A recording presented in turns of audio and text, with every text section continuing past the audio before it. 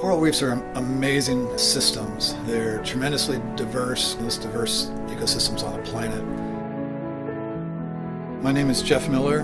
I work for the South Florida and Caribbean Inventory and Monitoring Program. I'm duty stationed here in St. John and Virgin Islands National Park.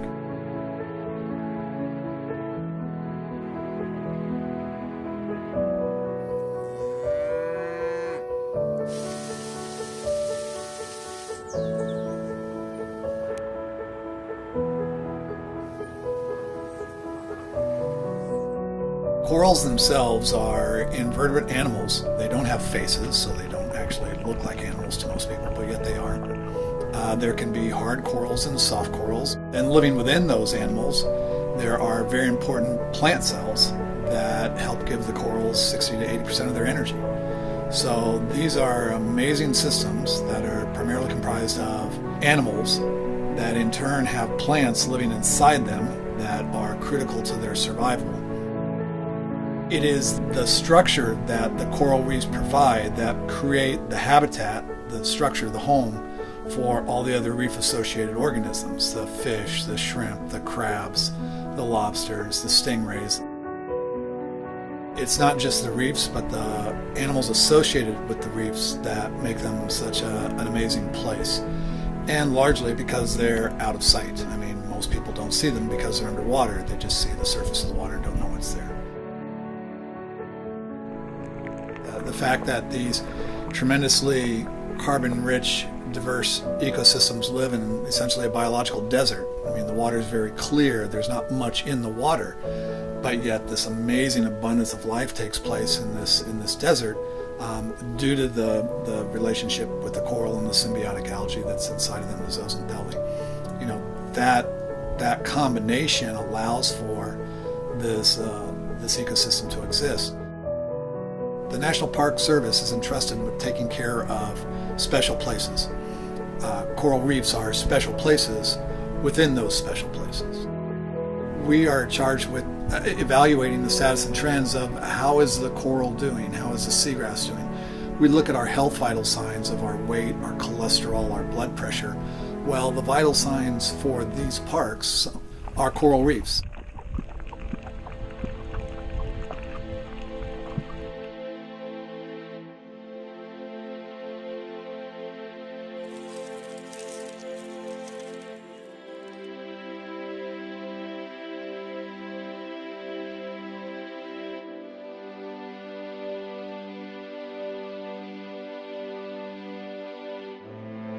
Many people who go and snorkel on coral reefs get excited, and they think they're very beautiful and wonderful places to look and see. But in reality, when you know what you're looking at and when you see what's going on, we're looking at something very similar to the Australian wildfires taking place underwater.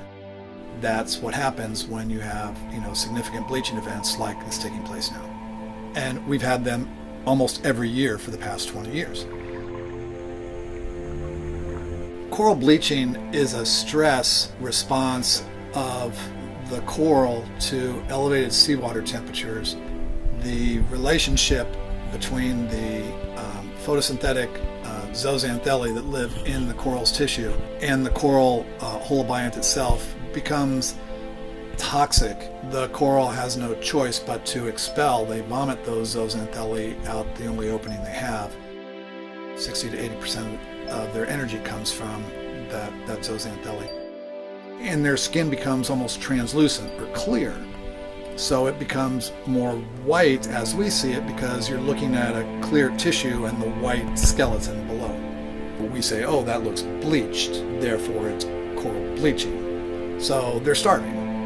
And as with most animals, they can do without food, without nutrition for short periods of time. But if that stress is prolonged, they'll die. They'll starve.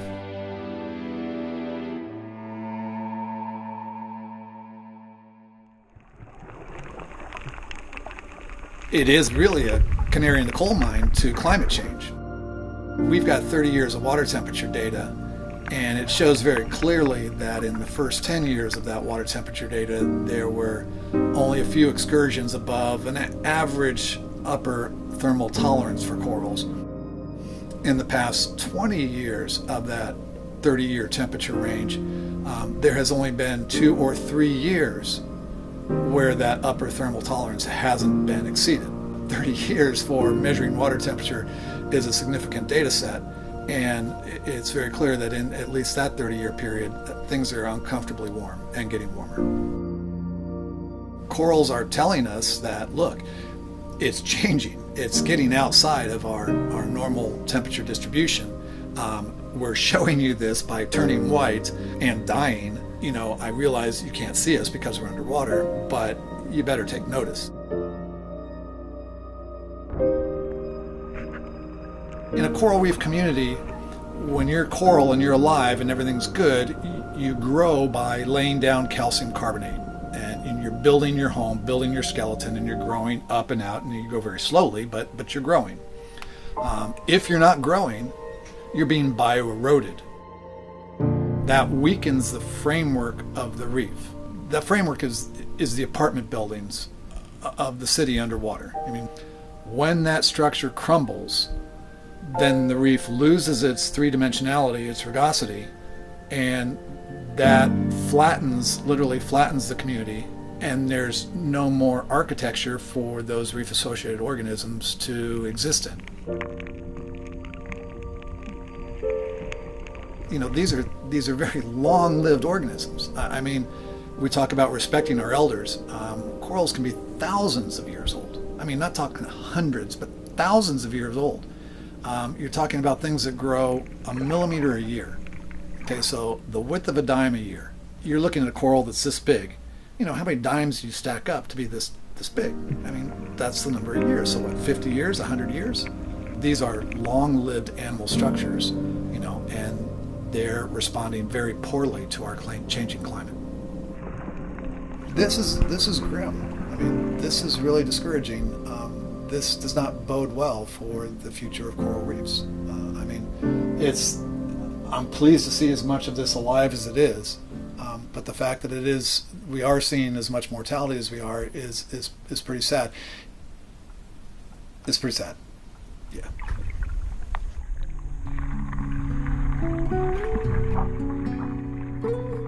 Reefs have a number of ecosystem services that they provide for human beings.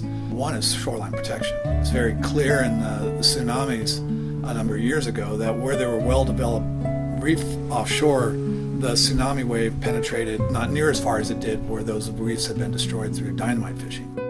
They provide protein sources for islands that depend upon that area for food. Also sources of chemicals that can be used and synthesized to be used for medical services, many of which we don't even know yet. They also do a tremendous amount of sequestering carbon dioxide, so that plays an important role in the future of the planet.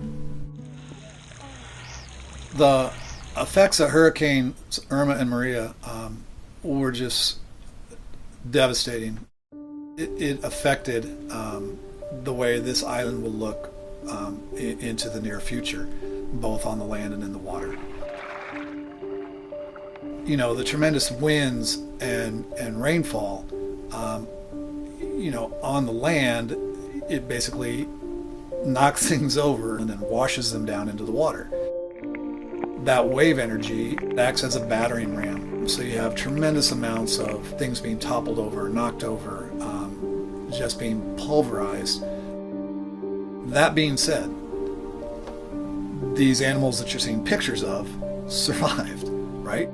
That's, I think, the really amazing thing to see in all of this is not all the mortality, but all the survival.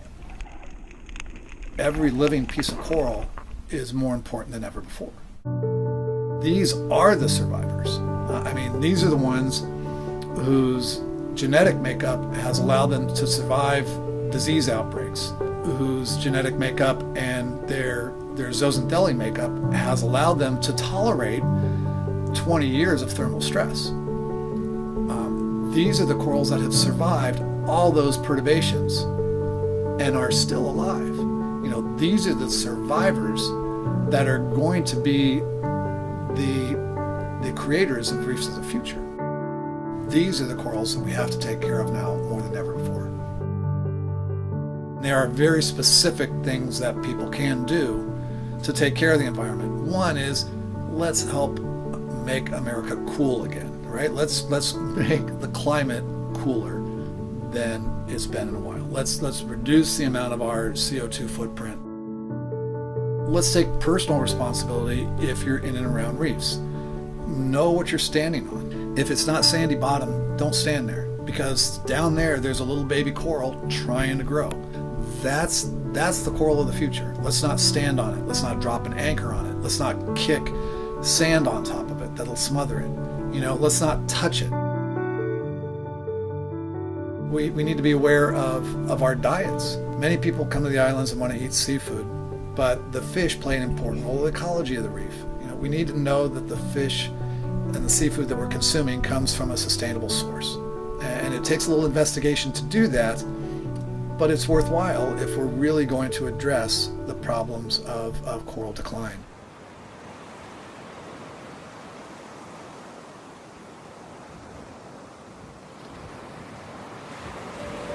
I feel that I don't want to leave you all depressed and go, well, wow, that's kind of a bummer. I think it is kind of a bummer, but I think there are a lot of bright people who care, and we can't give up hope. I mean, if I gave up hope, I couldn't come into work and do the things I do. I think of the losses that I've seen over the 30 years that I've been doing this. I still believe that there is hope.